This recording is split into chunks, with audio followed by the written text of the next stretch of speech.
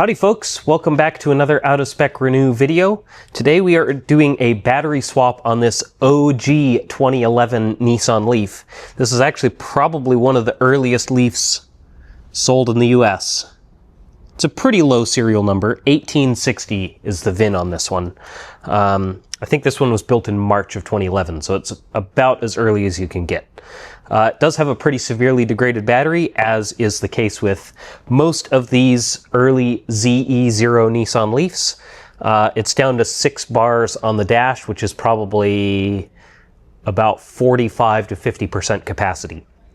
What we're going to be doing today is we're going to be sticking a 40 kilowatt hour battery into this thing, which will be almost double the amount of usable capacity compared to when it was new. And compared to what it's at now, it'll probably be somewhere on the order of about 3.5 times as much capacity. So yeah, let's get right into it.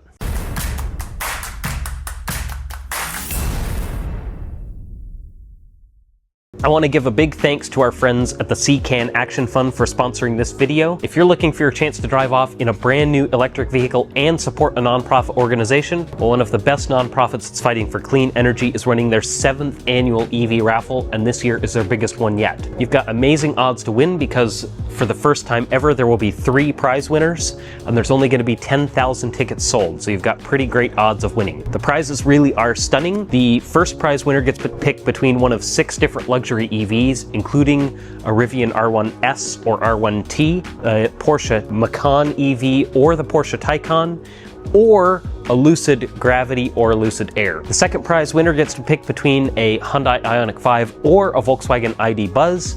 And for the first time ever this year, there will be a third prize winner, which gets to take home a brand new Chevrolet Equinox EV. And even better yet, state and federal taxes are also covered by the organization. The C-Can Action Fund fights for clean energy nationwide, and by supporting them, you could not only win a new EV, but you're also supporting a great cause. So it really is a win-win. To enter, visit www.evraffle.org. Again, that's evraffle.org, or you can visit the link in the description below. Tickets are only $200, so make sure to get yours today. And once again, thanks to the C-Can Action Fund for sponsoring this video.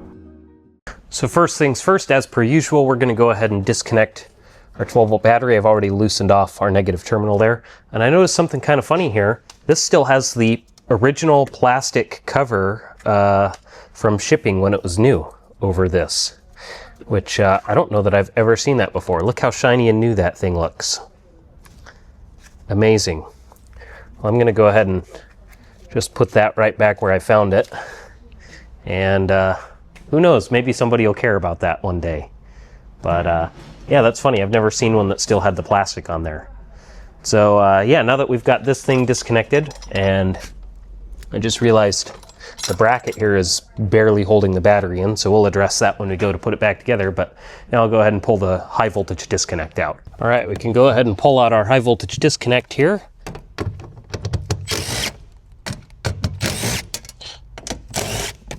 Just right under this cover. And there it is. Just lift the green lever and boom, we're disconnected.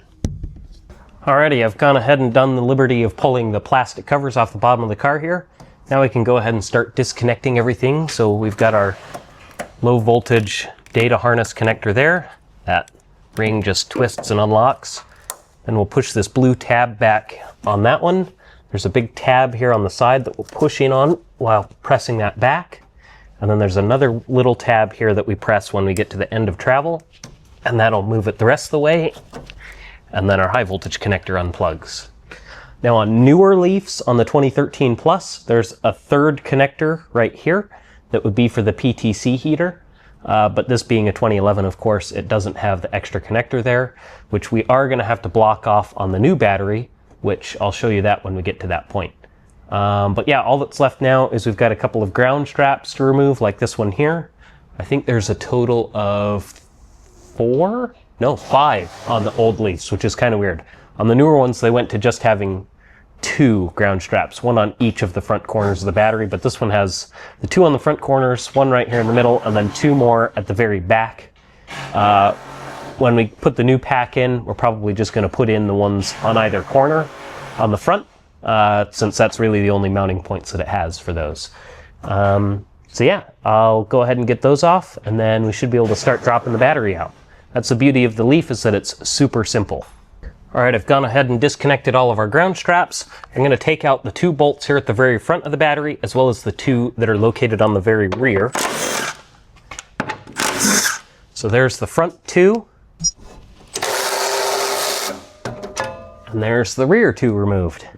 Now we can get our table positioned under here and start dropping the battery. Alrighty, just 3 bolts on each side here, and then the battery will be fully removed. So that's that side. Now we'll do the other side.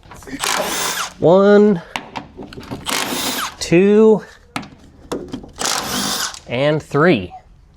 And now our battery should be free from the car. We can lift the car up off of the battery, and then we'll be able to wheel the table out and swap the new pack into its place.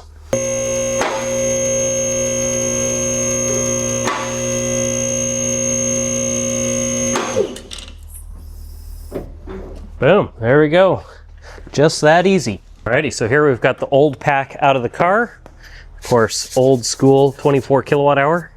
I don't think they actually label the capacity on these stickers on the old ones. And then over here, we've got our replacement pack. So this is actually out of a 2018 Nissan Leaf, I believe, 40 kilowatt hour. So we're going to go ahead and get these swapped around.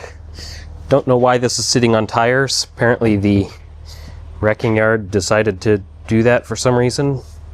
Maybe that's how they pull them out of the cars, I guess, is maybe they set this whole thing on the ground and lower it onto tires. Don't know. Don't ask questions. But yeah, so we'll go ahead and pull this one off the table, and we'll get the 40 kilowatt hour up onto here. Alrighty, so I've got the new pack staged up here under the car. We still have to roll it in, of course. I've also gone ahead and loosened off these brackets at the rear. These will actually need to come off because they'll need to be modified slightly to bolt into the battery because the holes don't quite line up from the old style brackets to the newer battery. So we'll have to basically extend these holes a little bit. I suppose I might as well just take those off completely right now, but I want to they kind of help a little bit for getting the battery into its correct position. So I might just leave them on for the time being and then pull them out. The bolts on them are actually loose, so I'll be able to pull them out once we're ready to. And so yeah, let's go ahead and get this thing bolted in. All right, so we've got the battery fully bolted in along both sides as well as the bolts on the front. So I was actually able to access those since this thing's sitting on these tires. It's actually kind of nice because I didn't have to crouch down so much. But anyway, we can go ahead and bring this up. And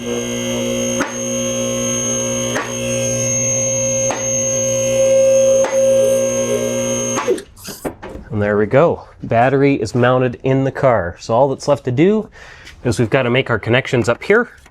So the high voltage, of course, just plugs right in, like so. And we just push this tab forward. That's on. Our heater plug, of course, this car doesn't have. So I've got just a block off connector. This is actually a connector off of a bad PTC heater.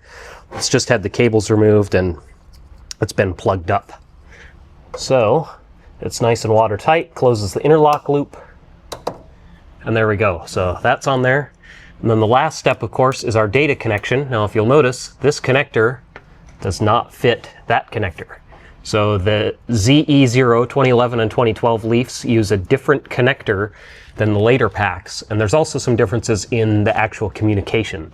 So we need a CAN bridge to do the translation for that. So we're going to go ahead and get our CAN bridge set up here, and we're going to go ahead and get that thing installed in here. Alrighty, it's time to go ahead and get our CAN bridge and everything installed. So what I've got here is an adapter harness. This goes from this is like the old style battery connector. So you can see how those are different right there. And that'll plug into the car side. And then the other end is the newer style battery connector that'll plug into the battery. And then our other connector here is for the CAN bridge. Now the CAN bridge I'm basically just going to put right up here. And I'm just going to attach it to these coolant hard lines with a couple of cable ties. And that should keep it plenty secure. Won't be going anywhere. And it's got easy access to be able to be plugged in. So, got my cable tie backwards. There's one.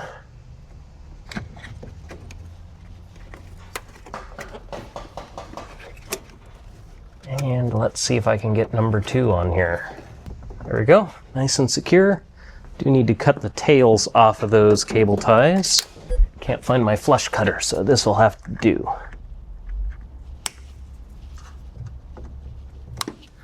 There we go. So that's nice and secure. We can go ahead and get our connector onto the battery here. Just like so. Then we can get this end on as well. There we go. So we're locked in there. And then all we got to do is plug the CAN bridge in. And there you have it. That is all installed. I probably should have made my harness a little bit longer there, but that'll be okay. It doesn't have too much stress on it. So now we can go ahead and bring the car back down and we can get it powered up. I do still need to modify the brackets for the rear, but we can do that here in a minute. I want to power it up, make sure everything's working the way that it should be, and then we can finish up the install here. Alrighty, we can go ahead and get our disconnect installed. Now this was the disconnect we pulled out. The old style battery uses that. The newer style battery uses this smaller disconnect. So we'll go ahead and get that inserted in here. And now we can go connect our 12 volt battery. Alrighty, moment of truth. I've got the 12 volt battery connected. Let's boot this thing up and see what we get. So power on. And look at that. We're showing 166, or well, 103 miles of range now with a full battery. I've got some other error lights on here, which we might have to clear. Looks like some ABS and stuff. But yeah, how about that? So if we go into drive, or how about eco? There we go, it goes to 113 in eco. Sweet, alrighty. I'm gonna pull up Leaf Spy and we'll try and clear out some of these alerts and see if they go away. But it looks like we're fully functional here, so we just have to button a few things up and then this car is good to go. Alrighty, I got everything buttoned up on this thing. I'm on a little bit of a time crunch to get this car done. So I didn't really film that, but basically all I had to do was modify the rear brackets for the battery a little bit and get all the plastic covers and stuff back on. Also the ABS codes were because I had the rear wheel speed sensors unplugged. I had forgotten about that when I started the car up. But anyway, it looks like we're all good now. So you can see we're showing 103 miles at what? We're at 8 out of 12 bars, so that's about 75%, give or take. Go ahead and turn the AC on here. And of course our range number goes down when we turn on the climate control. But how about that? It seems like we're doing good. We do have an airbag light on because this car has the infamous passenger seat occupancy sensor issue. Real common on 11 and 12 Leafs. But yeah, it looks like we're all good here. I'm just going to take this car around the block. I'll give it some power when we get out on the main road, make sure we don't have any big voltage drop issues. And yeah, just make sure there's no weak cells or anything in this battery. And then this car will be good to go. So this guy should have probably at least, I would say, triple the range compared to the old battery that was in this thing. So yeah, huge improvement. Alrighty, we're on our way back to the shop in traffic here. Just thought I'd show Leaf Spy. We're about 15 millivolts, give or take, at rest. Between 10 and 15, basically. It fluctuates a little bit. But yeah, under hard throttle, this thing didn't see more than about 45 millivolts between min and max, which is pretty solid for a Leaf pack. So I'm pretty satisfied with the result here. And as you can see, we're about 88%, just under 88% state of health on this pack. So it's still got a couple percent to go before it drops down to 11 bars, which is, yeah, that's par for the course for this age of 40 kilowatt hour pack. But yeah, substantial upgrade. Alrighty, well, we're gonna make our way back to the shop here. I just noticed my face looks filthy. But yeah, we're gonna make our way back to the shop here. I'll go ahead and hand the keys off to the customer they're waiting for it to be finished. So like I said, I'm on a time crunch for this one, so rather than filming my outro back at the shop and having them wait around, we'll just do it right here in the car on the way back. And yeah, pretty satisfactory result on this one. Pretty decent state of health on this pack. Usually I try to find something that's like 90% or better on these 40 kilowatt hour packs, but always a little bit limited on what availability and stuff is for these. So this one turned out to be a little bit of a better deal too for 40 kilowatt hour pack. So I think the customer should be plenty happy with this one. So make sure to stay tuned for future videos here. I've got another really interesting one coming out here real soon on a Model S pack repair. So anybody that's interested in seeing that, make sure to stick around and stay tuned for the future. But anyway, as always, thanks for watching.